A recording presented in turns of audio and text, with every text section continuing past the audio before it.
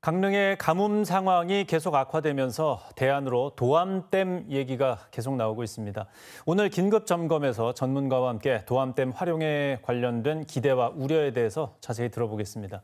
전만식 강원연구원 선임연구위원 함께하겠습니다. 어서 오십시오. 네, 안녕하십니까? 예. 자, 강릉에 재난 사태가 선포되고 또 국가소방동원령까지 발령이 됐습니다. 지금 인공적으로 대응하는 거는 뭐 더 이상 할 수 있는 게 좀 없다고 보여지는데 지금 가뭄 상황이 어떻습니까? 먼저 말씀드리기 전에 제가 이제 물 관련 전문가 입장에서 지금 물 부족 때문에 고통받고 있는 강릉 시민들에게 정말 죄송하고 조금만 좀 힘내시라는 이런 말씀 먼저 드리겠습니다. 지금 오봉저 수지가 지금 이제 그 생활용수를 공급하고 있는 곳인데 어제보다 0.3%가 좀 낮아진 것을 좀 확인을 했습니다. 네. 근데 이제 지금 여러 가지 이 국가소방동원령으로 해서 총동원됐죠, 말 그대로. 네. 그래서 지금 하천수도 끌어들이고 또 상수원, 네. 상수도도 지금 공급을 하고 있는 상황인데 강릉시에서 지금 쓰고 있는 소비량 대비 공급할 수 있는 게 한계가 있기 때문에 계속해서 좀 당분간은 지금 이런 상황들이 지속될 것으로 좀 예상을 하고요. 네.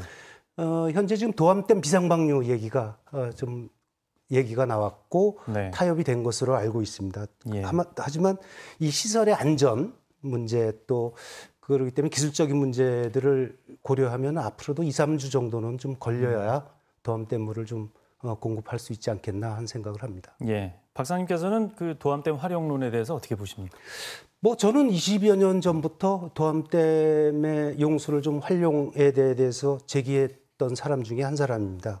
이유는 우리 동해안 지역에 이제 다 비슷한 여건이지만 백두대간이 있고 동해안 지역의 지형적인 특성 또 특히 이제 강릉 같은 경우는 이 오봉저 수지에 너무 의존도가 크다는 네. 것이죠.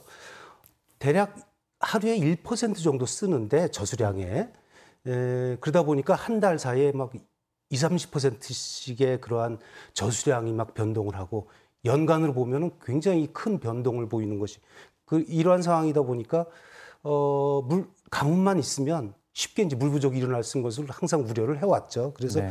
그 대안으로 이제 도암댐의 활용 가치가 굉장히 있겠다라는 생각을 늘 해왔고 주장을 해왔습니다. 예. 사실 도암댐 만들어진 이유도 유역 변경식이라고 해서 그 동해안의 물 부족에 대응하기 위해서 뭐 여러 가지 이유로 도암댐이 만들어진 이유기도 하죠. 네네.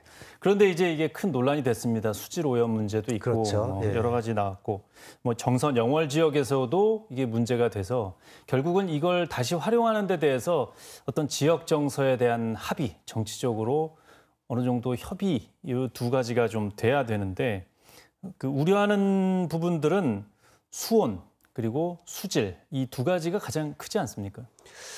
네, 이러한 이제 수질 문제가 사실은 30여 년 전의 일인데 30여 년 전의 여건과 지금 현재의 여건은 사실은 도암은 굉장히 많이 바뀌어 있다. 이제 가장 큰 이 도암댐 발전 중단이 된 가장 큰 문제가 됐던 것이 이제 수량 문제가 가장 컸습니다. 사실은 수질보다도 당시에 6시간 발전이라고 하는 수력 발전이라고 하는 것이 이제 수력 발전량이 많이 필요한 시기에 하다 보니까 네. 하루에 6시간밖에 안 했습니다. 근데 그 수량이 굉장히 컸던 것이죠.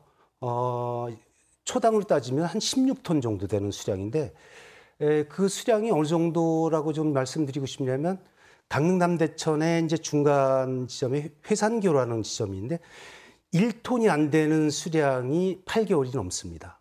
근데 네. 16톤이라는 물이 말씀드린 것처럼 끊겼다가 흘렀다가 끊겼다가 흘렀다 하는 이거에 또 지금 말씀하셨던 이제 이 흙탕물이라는 것이 있다 보니까 강릉 시민들 입장에서는 굉장히 위화감이 컸던 것으로 좀 판단을 하는 것이죠. 예. 이제 그런 문제가 사전에 있었던 것이죠. 예, 사실 그 당시엔 난리가 났었죠. 네, 예, 그렇습니다. 네. 정선 쪽에서는 이제 동강 생태계나 퇴적물 문제도 우려하지 않습니까? 이 부분은 좀 어떻습니까? 근데 정선도 역시 마찬가지입니다. 이 30여 년 전 일인데 1995년 5월 달에 이제 수온 문제 해결하기 위해서 선택 취수탑을 이제 건설하는 과정에서 이 퇴적물을 방류를 했어요. 네. 근데 5월 달이라고 하는 것은 최대 가뭄 시기죠. 그러니까 수량, 우리 동강의 수량이 가장 적은 시기에 이 퇴적물을 방류하다 보니까 정선에서 난리가 났었죠. 근데 그러한 이제 상수도에서도 문제가 있었고 주민들 피해도 이제 굉장히 있었는데 그래서 보상도 실질적으로 했고 네. 그런데 이 30년 전에 그러한 일들이 아직까지 그 인식이 정선 하류 지역에서는 남아 있다는 것이죠. 근데 이제 지금 현재 입장으로 보면 어떤 문제가 있냐면 똑같은 도암댐물인데 강릉에서는 이 물이 오면은 우리 강릉 남대천에 생태계에 문제가 있고 수질에 문제가 있다고 하고 정선에서는 이걸 보내주면은 또 이 하류 지역에 문제가 있다고 하고 이게 정말 이게 상반된 입장을 지금 우리 도암댐을 둘러싼 그 지자체 간에 그런 문제들이 좀 나타나고 있는 상황입니다. 예, 지금 같은 그러니까 과거에 있었던 문제를 어느 정도 해결하면 당장 뭐 식수로는 못 써도 농업용수나 뭐 공업용수 쪽으로는 좀 쓸 수 있다는 가능성을 좀 말씀하고 계시죠? 뭐 저는 그렇지도 않습니다. 지금 도암호의 물은 30년 전하고 완전히 많이 달라졌고요. 예. 무엇보다 중요한 거는 30년 전에 가지고 있는 강릉 정선에 가지고 있는 이 도암호 물에 대한 인식 전환이 가장 큰 문제라고 좀 생각을 합니다. 그래서 뭐 아시겠지만 우리나라는 이 물산업이 굉장히 세계적인 나라입니다. 물산업 중에서. 그래서 지금 이 물은 이제 과학적인 영역에서 다뤄줘야지 정치적인 영역에서 다뤄줘서는 절대 해결할 수가 없다라고 좀 생각을 합니다. 네, 이번에 강릉의 가뭄 상황이 이 도암댐을 어떻게 좀 판단을 해야 할지를 결정하게 해주는 것 같습니다. 네, 예, 오늘 말씀 여기까지 듣겠습니다. 예. 고맙습니다. 감사합니다.